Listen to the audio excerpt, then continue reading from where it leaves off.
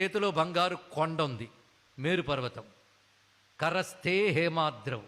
పోనీ ధనమిద్దామా అంటే నువ్విస్తే కుబేరుడికి ఆ పోస్ట్ వచ్చింది. నీ ఇంటి దగ్గర అలకాపురులు అలా కూర్చుని ఉంటాడు, అక్కడ పిలిస్తే పరిగెట్టెట్టు. అందుకే కరస్తే హేమాద్రవు గిరిశ నికటస్థే ధనపతవు గృహస్థే సద్భూజామరసురభి చింతామణి గణై. నీ ఇంట్లో కల్పవృక్షాలు కామధేనువులు చింతామణులు ఉన్నాయి, ఏది కావాలంటే అది వస్తుంది. అంతేకాదు స్వామి శిరస్థే సీతాంశవు.